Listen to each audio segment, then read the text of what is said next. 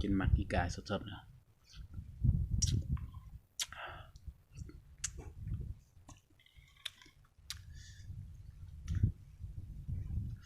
เดี๋ยวจะพาทุกคนไปเบิ่งอันนั้นเนาะ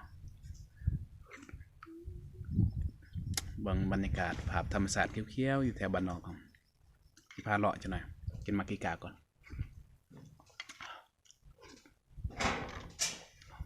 แซ่บด้วยผู้อายกินแล้วหรอวะกินแล้วนะกินแล้วครับอ่ะ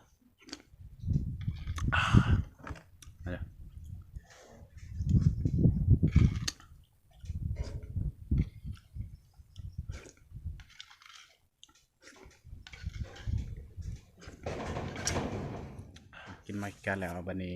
เขาจะพาจะไปเบิ่งกันเนาะธรรมศาสตร์ด้วยเคี้ยวๆจะพาไปเลาะกันแป๊บนึง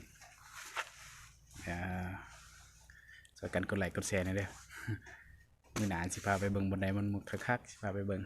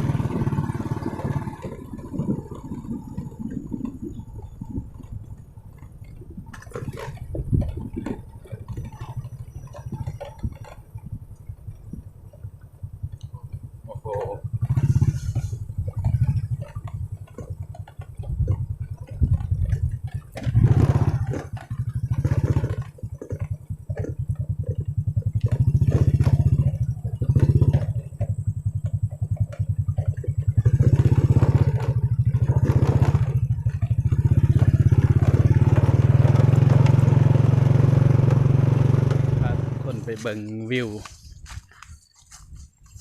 สีเขียวแถวบ้านข่อยนะ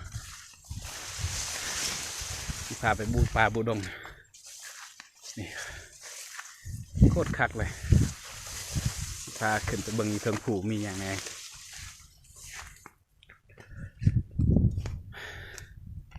ไปที่มักแบบธรรมศาสตร์แบบสีเขียวสีมาเที่ยวลินได้เด้อ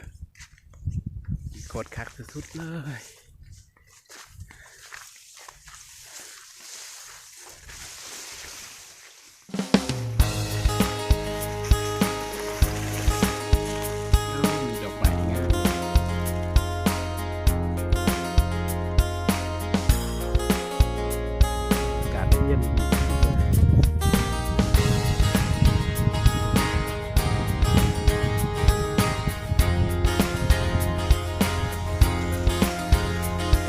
เป็นปลาดงตึกน้าบริษัทเขามาเป็นสวนเลย